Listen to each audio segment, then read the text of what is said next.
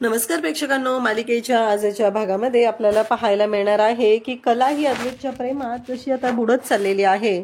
म्हणजे कलाला अद्वैतच्या प्रेमामुळे जी नशा जडत आहे ती वेगळीच आहे. कला अजून उठलेली नसते. मग अद्वैतच्या रूममध्ये आता लिंबू पाणी मागवलेलं असतं. मग त्यांच्या घरची जी नोकर आहे ती लिंबू पाणी घेऊन त्या ताई येतात. अद्वैतला म्हणतात की हे कलाताईंसाठी आणलेलं आहे. तेव्हा अद्वैत म्हणतो, कलाताईंसाठी कोणी सांगितलं होतं तुला? तेव्हा ती म्हणते, नाही मला असं वाटलं. तेव्हा अद्वैत म्हणतो, कलाताईंसाठी नाहीये, हे माझ्यासाठी हवंय. आणि मुद्दामच अद्वैत तिच्या समोर ते लिंबू पाणी पिण्याचं नाटक करू लागतो. कारण काहीही झालं तरीही घरात कोणाला कळायला नको आहे की कलाने जो काय धिंगाणा घातलेला आहे, तिने जी काय मस्ती केलेली आहे ती घरात कोणाला कळायला नको, यासाठी अद्वैत हे सगळं करत असतो. आणि मग आता अद्वैत ते लिंबू पाणी घेऊन कलाच्या समोर बसतो आणि कलाला म्हणतो की हे घे. कला म्हणते, मला नकोय लिंबू पाणी. तुला माहितीये ना चांदेकर, मला सकाळी उठल्यानंतर आल्याचा चहा लागतो, तोही फक्कड असा.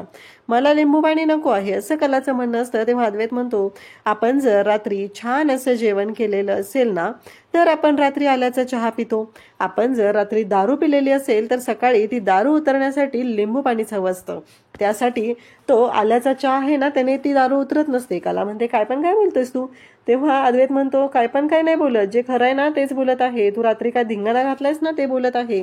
सगळ्या रस्त्याने पळत होती, काय काय करत होती माहितीये का तुला? तेव्हा कला म्हणते, काय बोलतेस तू? आणि मग शेवटी अद्वैत नाईलाज असतो, कलाला ते लिंबू पाणी देतो आणि म्हणतो, ते लिंबू पाणी पी आणि आवरून खाली ये, मग कळेल तुला. कलाला धक्का बसलेला असतो आणि अद्वैत तो व्हिडिओ दाखवतो. अद्वैत म्हणतो, मला माहिती होतं तू माझ्यावरती विश्वास ठेवणार नाहीस, म्हणून मी हा व्हिडिओ बनवलेला आहे आणि हा व्हिडिओ बघ, म्हणजे तुझ्या लक्षात येईल.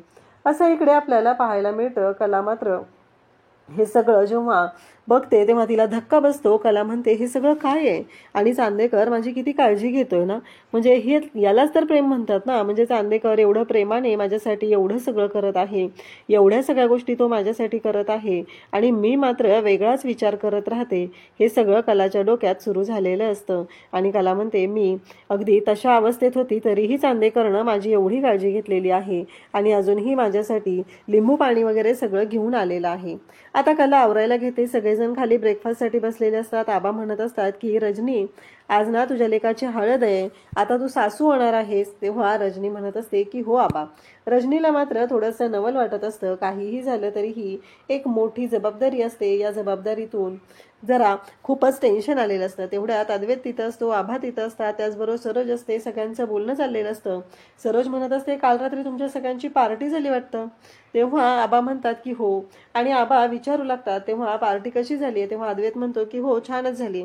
तेव्हा कला तिथं आलेली असते, सगळ्यांसाठी उकड बनवलेली असते आणि आबा अद्वैतला म्हणतात की अद्वैत, ती उकड नको खाऊस तू, आणि त्याच्यामध्ये दही ताक असतं, उगीच आजारी पडशील, तुला ते सहन होत नाही, असं आबांचं म्हणणं असतं. पण आज मात्र सरोज म्हणत असते, नाही खाऊ दे आबा, गरम गरम उकड खाल्ल्यावर काही होत नाही. म्हणजे कलाने जेव्हा पोळी दिलेली होती, फोडणीची पोळी दिलेली होती, त्यातली भाकरी दिलेली होती, तेव्हा मात्र अद्वैतला त्रास होतो. आणि आत्ता दही टाकून उकड केलेली आहे, ती खाल्ली तर अद्वैतला त्रास होत नाही. ही गोष्ट कलाला बरोबर आठवते. कला म्हणते की म्हणजे ही बाई प्रत्येक वेळेस वेगळं वागत असते. आणि मग अद्वैत, कला सगळेजण तिथं असतात. अद्वैत म्हणतो की आबा बरोबर आहे.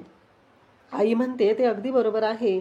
मला काय वाटतंय माहितीये का, की मला ना नको आहे ती उकड. मला असं वाटतंय की मला वेगळं काहीतरी खायला हवं आहे, असं अद्वैत कलाचं म्हणणं असतं. आणि कला मात्र बोलत असते. त्यासोबतच इकडे अद्वैत तिला सांगत असतो की मला ही उकड नको आहे, मला वेगळं काहीतरी दे. असं जेव्हा अद्वैत कलाला सांगतो की मला ना आज दडपे पोहे हवे आहेत, असं आवर्जून अद्वैतनं कलाला सांगितलेलं असतं. कला म्हणत असते, म्हणजे तू मला ब्लॅकमेल करतोय? अद्वैत तिला म्हणत असतो, तो व्हिडिओ आहे माझ्याकडे, माहितीये ना तुला, जर तुम्हाला दिले नाही तर काय करू शकतो मी, असं म्हणत अद्वैत कलाला चिडवत असतो. कला मात्र म्हणत असते की चांदेकर, ब्लॅकमेल नको करूस तुम्हाला. आता अद्वैत मुद्दामच कलाशी असं वागत असतो. ही गोष्ट ही कलाला चांगलीच माहिती असते. आणि त्यासोबतच तिथे आता रोहिणी बसलेली असते. रोहिणीच्या शेजारी असते ती म्हणजे नैना. नैना म्हणत असते की मला एक तुम्हाला सांगायचं आहे. आणि तेव्हा रोहिणी म्हणते, काय झालं? तेव्हा नैना सांगते, कालच्या त्या पार्टीमध्ये ना आम्ही पण तिथं होतो. हे ऐकल्यानंतर रोहिणी म्हणते, काय सांगतेस तू? तेव्हा नैना सांगते की हो, मग काय झालं तिथं? तुझ्या हाती भरपूर काय काय खजिना लागला असेल, असं रोहिणीचं म्हणणं असतं. तेव्हा नैना सांगत असते, नाही ना, काय झालं तर माहिती आहे का, मी त्या काजलकडून माहिती काढून घेण्यासाठी मी दारू पण तिच्या कोल्ड्रिंक्समध्ये मिक्स केली होती, पण त्याचा काहीच उपयोग झाला नाही. हे सगळं जेव्हा सांगितलं जात असतं तेव्हा रोहिणी म्हणते, म्हणजे मग काय झालं? तेव्हा ती म्हणते की चुकून ना ती जी दारू आहे ना ती कला प्यायली. मग इकडे रोहिणी म्हणते, कला दारू प्यायली, मग त्याचा काही व्हिडिओ वगैरे नाहीये का तुझ्याकडे? व्हिडिओ वगैरे काढलायस की नाही तिनं दारू पिलेली होती तर? तेव्हा इकडे सांगू लागते ती, म्हणजे नाही ना, की नाही ना, ती कला दारू पिली आणि ती बाहेर पळत गेली, ती तर नव्हतीच थांबली ना, मग कसा बनवणार त्याचा व्हिडिओ? असं सगळं ती सांगत असते. आणि तेव्हा मात्र रोहिणी म्हणत असते, काय उपयोग नाहीये तुझा. आता शेवटी कलाने अद्वैतसाठी दडपे पोहे बनवलेले असतात आणि ते दडपे पोहे घेऊन ती अद्वैतला आणून देते.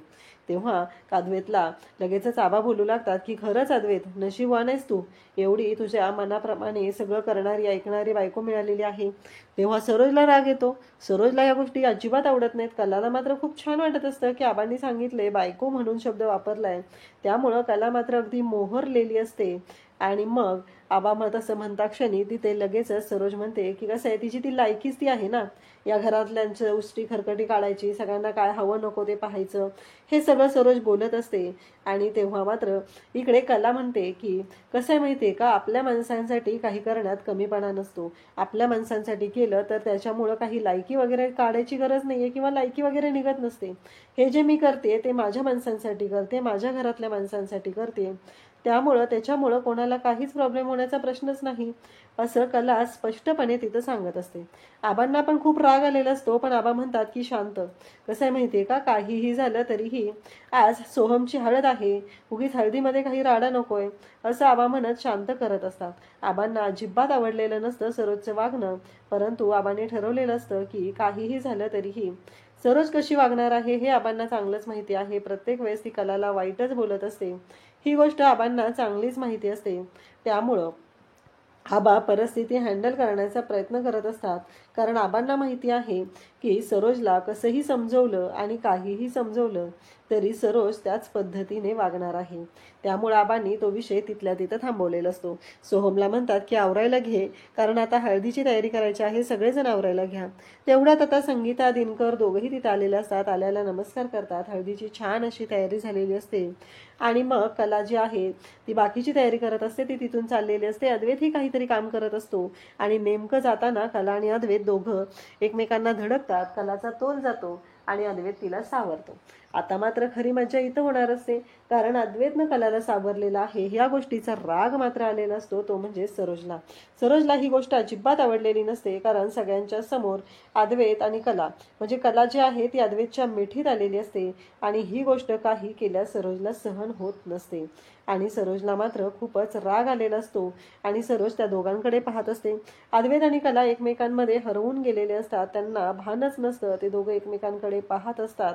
आणि त्यासोबतच इकडे पाहायला मिळतं की सरोज रागाने पाहत असते आणि सरोजचा राग आलेला आहे हे पाहून त्याच्यात आगीत तेल ओतायचं काम करत असते ती म्हणजे रोहिणी.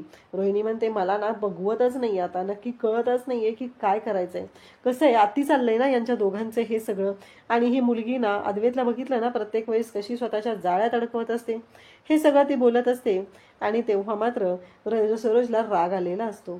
त्यानंतर इकडे पाहायला मिळतं की अद्वैत म्हणत असतो की काय झालं रजनी काकू, सोहम तयार झालाय ना?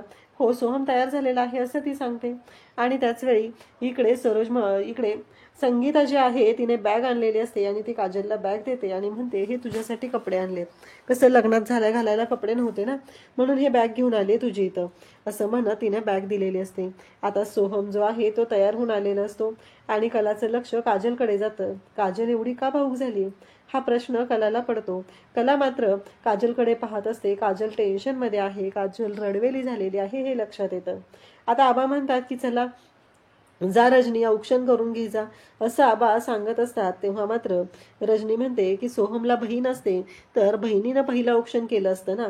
तेव्हा आबा म्हणतात की अगं त्यात काय एवढं, लग्नाची विधी आहे, त्या लग्नाच्या विधीमध्ये सगळ्या गोष्टी केल्याच पाहिजेत, हे बरोबर आहे, पण त्याचबरोबर जी माणसं तिथं अवेलेबल असतात त्यांच्याकडून त्या वस्तू त्या गोष्टी करून घ्यायच्या असतात, असं आबा सांगत असतात. आणि आबा म्हणतात की काळजी काय करतेस, अगं त्याची मैत्री नाही की ती करेल ना त्याचं औक्षण आणि मग ती लावेल. कसं आहे, हा मान मिळायला पण खूप नशीब लागतं. तिला तो मान मिळतोय. आणि कसं असतं, लग्नाचे जे विधी असतात ते कोणाकडून नाही कोणाकडून करून घ्यायचे असतात आणि ते पूर्ण करायचे असतात असं आबा सांगत असतात. तेव्हा तिकडे काजल, त्याचबरोबर घरातले काजलला सगळेजण बोलवू लागतात. काजलला म्हणत असतात की चल, हा मान तुला मिळालाय. आबाही सांगत असतात की अगं जा काजल, अगं एवढा सहजासहजी असा मान मिळत नसतो असं म्हणत आबा काजलला बोलत असतात. आणि काजलला म्हणत असतात की हा मान तुला मिळालाय ना, तर तो मान तू घे असं म्हणत ते काजलला सांगतात. काजलला खरं तर खूप वाईट वाटत असतं, कारण सोहम तिचा होणारा नवरा पाहिजे होता आणि आज त्यालाच हळद लावायचा मान काजलला मिळालेला आहे. या गोष्टीचं काजलला वाईट वाटत असतं. पण ही गोष्ट बाकी कोणाला कुठं माहिती असते. सगळ्यांसाठी तर काजल ही मैत्रीणच आहे सोहमची. आणि काजल मात्र अगदी रडवेली झालेली असते. तेव्हा संगीता तिला समजवते आणि सांगते की जा. आता रजनी, त्याचबरोबर कला सगळेजण तिला बोलवतात. काजल तिथं जाते आणि सोहमचं औक्षण करू लागते. सोहमचं औक्षण ती करत असते. त्यासोबतच सोहम तिच्याकडे पाहत असतो. काजलचे डोळे पाण्याने गच्च भरलेले असतात. तिच्या डोळ्यातून पाण्याचा थेंब पडतो, तो सोहमच्या हातावरती पडतो. सोहम वरती पाहतो. काजल रडत असते आणि काजल म्हणत असते की संपलाय, आता वेळ संपलेला आहे. आजच्या आज मला काहीतरी केलं पाहिजे. आता माझ्याकडे वेळ खूप कमी आहे. लवकरात लवकर मला हे सगळं बघावं लागणार आहे असं तिनं विचार केलेला असतो. इकडे अद्वैत फोटो काढत असतो आणि मग काजल मात्र रडतच बाजूला जाते. आता आबा सांगतात की 5 सवासनी पुढं व्हा आणि 5 सवासनींनी हळद लावून घ्या. इकडे काजल रडत बसलेली असते. काजलला कळतच नसतं. आता सगळ्या 5 जणी मिळून इकडे सोहमचं औक्षण करतात. राहुल, त्याचबरोबर अद्वैत दोघंही फोटो काढत असतात. सोहमचं लग्न अगदी थाटामाटात पार पडत असतं आणि त्याचबरोबर इकडे सगळेजण तिथं असतात. संगीताच्या ही गोष्ट लक्षात येते, कारण संगीता आता इकडे सोहमला हळद लावायला आलेली असते. अद्वैत इकडे सोहम हसत असतो, खुश असतो. त्यालाही हळद लावली जाते. त्यालाही भारी वाटत असतं. फायनली त्याच्या मनाप्रमाणे गोष्टी घडत असतात. आणि इकडे आता रजनी मात्र भावूक झालेली असते. रजनी का भावूक झाली हा मोठा प्रश्न समोर उभा राहिलेला असतो. आणि त्यासोबतच इकडे पाहायला मिळतं की जेव्हा या सर्व गोष्टी घडत असतात तेव्हा मात्र इकडे रजनी जेव्हा तिथं कलाला विचारत असते, कला म्हणते की काय झालं, रजनीच्या डोळ्यात का पाणी आले असं कलाला प्रश्न पडलेला असतो. तेव्हा रजनी सांगू लागते, कसं आहे माहिती आहे का, दडपण असतं ग. कसं आहे, मलाही तो प्रसंग आठवतो. एक मुलगी लग्न करून दुसऱ्या घरात जाणार असते, त्यांच्यासाठीही तो दुःखाचा क्षण असतो. पण इकडेही तेवढंच असतं ग. एक मुलगी आपल्या घरात येणार आहे, ती कशी असेल, आपल्या कुटुंबाला सांभाळून घेईल की नाही, इतके दिवस मागे मागे करणारा मुलगा आता त्या बायकोचा होणार आहे. त्याचबरोबर इकडे संगीता म्हणते, अगं काजल, मला माहिती आहे तुझी परिस्थिती काय आहे, तुझ्या मनात काय चालू आहे हे सगळं मला कळतंय, पण थोडं सांभाळ ना बाळा. असं जर तू रडत बसली तर कसं होईल सांग बरं. असं म्हणत संगीता काजलला समजावत असते. संगीताला काजलची परिस्थिती काय आहे या गोष्टीची जाणीव झालेली असते. तिला माहिती असतं. इकडं रजनीला कला समजवत असते, अहो रजनी मॅडम, खरंच ती मुलगी खूप नशिबान असणार आहे, कारण अनामिका खरंच खूप गोड आहे, खूप छान आहे, आपल्या कुटुंबाला सांभाळून घेईल, सगळ्यांशी प्रेमाने वागेल. पण आता महत्वाची गोष्ट काय माहिती आहे का, कारण तुमच्यासारखी सासू ही अनामिकाला मिळणार आहे असं ती बोलत असते. या सर्व गोष्टी चालू झालेल्या असतात.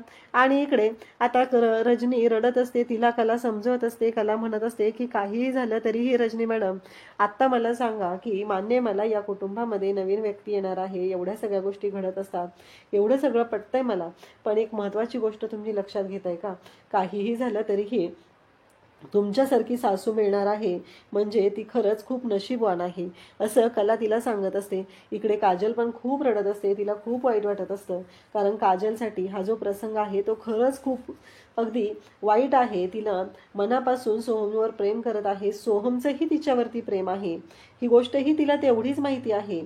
पण जे घडत आहे ते इतक्या विचित्र पद्धतीनं घडत आहे की या सगळ्यातून कसा मार्ग काढायचा हे खूपच अवघड होत आहे. आणि त्याचबरोबर इकडे तिला खूप वाईट वाटत असतं. संगीताला या गोष्टी सर्व माहीत असल्यामुळं संगीता मात्र समजून घेत असते, सगळ्यांना समजून सांगत असते. या पद्धतीनं हे सगळं चाललेलं असतं. परंतु इकडे कला रजनीला समजवत आहे आणि रजनी म्हणत असते की कसं आहे माहिती आहे का, आता सोहम हा तिच्या मागे पुढे असणार आहे, तिच्यासाठी सगळं करणार आहे आणि आपण मात्र सोहमसाठी असणार आहोत. पण ती मुलगी या घरामध्ये कशी राहील, तिला आपण नीट सांभाळून घेऊ शकेल का, आपल्या कुटुंबाचा ती भाग होईल का, अशा अनेक गोष्टींचं एक दडपण आलेलं असतं. मान्य आहे ग, मान मान मान असतो, पण तो मान सांभाळणं, तो मिळालेला मान जपणं हेही तेवढंच मोठं असतं असं रजनी सांगत असते. त्या गोष्टीचं एक दडपण असतं. म्हणजे खरंच रजनीसारखी सासू मिळायला खूपच नशीब लागतं आणि ते नशीब घेऊन आलेली आहे ती म्हणजे अनामिका. अनामिकाला खरंच खूप छान वाटत आहे, कारण अनामिकाच्या आयुष्यात रजनीसारखी सासू मिळालेली आहे हे मात्र कलाने ओळखलेलं असतं. कला म्हणते की अहो रजनी मॅडम काळजी करू नका, सगळं व्यवस्थित होणार आहे. ती खरंच खूप गोड मुलगी आहे आणि आपल्या आयुष्यामध्ये तिनं आनंदच आणणार आहे असं कला इकडे रजनीला सांगत असते. त्याचबरोबर इकडे संगीताही आता समजवत आहे, काही केलं तरी काजलची समजूत घालण्याशिवाय काहीच पर्याय नाही. जेव्हा खरंच काजल मनापासून ते ॲक्सेप्ट करणार होती तेव्हा मात्र संगीता इकडे काजलला ओरडायची, काजलला म्हणायची की तू त्यांच्या जास्त मागे पुढे करू नको, त्यांच्याशी बोलू नको. आणि आत्ता काजलची जी अवस्था आहे ती पाहून मात्र संगीताला कळायचं बंद झालेलं आहे. इकडे आता उद्याच्या भागात आपल्याला पाहायला मिळणार आहे की कला ही आता सोहमला हळद लावायला गेलेली आहे आणि ती सोहमला हळद लावत असते. सोहमही खूप खुश असतो. त्यानंतर अद्वैत तिथं उभा असतो. कला अद्वैतच्या जवळ येते आणि अद्वैतला हळद लावायला घेते. अद्वैतला हळद लावताना कला मात्र अगदी बरबटून पूर्ण त्याच्या तोंडाला हळद लावायचा विचार केलेला असतो, पण सुरुवातीला मात्र अगदी 2 बोटांनी त्याच्या तोंडाला हळद लावते. आणि तेव्हा अद्वैत म्हणत असतो एवढ्या प्रेमाने, म्हणजे मला सवय नाही ना गं एवढ्या प्रेमाची, असं अद्वैत तिला म्हणत असतो. तेव्हा कला म्हणते की ठीक आहे, अजून दाखवते तुला, असं म्हणत कलाने आता हळद घेतलेली आहे आणि पूर्ण अद्वैतच्या तोंडाला तिने फासलेली आहे. एवढंच नाही तर त्यानंतर ती हळद तिने त्याच्या शर्टला पण त्याचे हाताचे तिचे ठसे उमटवलेले आहेत आणि अद्वैत मात्र पाहतच राहतो. अद्वैतला राग मात्र आलेला नसतो. अद्वैत कलाकडे पाहत असतो फक्त, त्याला राग मात्र आलेला नसतो. त्यानंतर कला आणखी हळद घेते आणि अद्वैतही हळद घेतो. दोघंही कला आणि अद्वैत आता एकमेकांच्या मागे हळद घेऊन पळत असतात आणि त्या दोघांच्याही डोक्यात आता चाललेलं असतं आता एकमेकांना रंगवूनच टाकायचं आहे असं चाललेलं असतं. हळदीच्या रंगात रंगून जायचं आहे हा विचार आलेला असतो आणि इकडे कला मात्र खुश झालेली असते. कला आणि अद्वैत जेव्हा हळद खेळत असतात तेव्हा आबा तिथे येतात आणि आबा म्हणतात की तुमच्या दोघांकडे बघून ना मला असं वाटायला लागले की आज तुमचीच हळद आहे. अरे आज तुमची हळद नाहीये रे, आज हळद आहे ती म्हणजे सोहमची, आणि सोहमच्या हळदीमध्ये तुमचा एवढा राडा चाललाय, असं आबा बोलत असतात. आणि तेव्हा मात्र कला आणि अद्वैत एकमेकांकडे पाहतात. ते दोघंही खुश असतात. कला पण तेवढीच खुश झालेली असते, अद्वैतही खुश असतो. त्याच्या चेहऱ्यावरही तो आनंद स्पष्टपणे दिसत असतो. दोघांची पळापळ झालेली असते, अगदी लहान मुलांसारखं चाललेलं असतं आणि या गोष्टीचा राग आलेला असतो तो म्हणजे सरोजला ही गोष्टच पटत नसते, कारण कलाला हळद लागलेलीच नव्हती. कलाचं डायरेक्ट लग्न झालेलं होतं, पण आज फायनली अद्वैतने कलाला हळद लावलेली आहे आणि दोघांची मस्तीही सुरू झालेली आहे. सरोज विचार करत असते की यांना कसं थांबवू, पण सरोजला मात्र कळतच नाही आणि अद्वैत मात्र अगदी प्रेमाने हळुवारपणे कलाला हळद लावत आहे आणि तोही कलाच्या हळदीच्या त्या रंगामध्ये रंगून गेलेला आहे. त्यांच्या नात्याची आता नवीन सुरुवात होताना आपल्याला पाहायला मिळणार आहे. अशाच अपडेटसाठी चॅनलशी कनेक्टेड राहा. थँक्यू.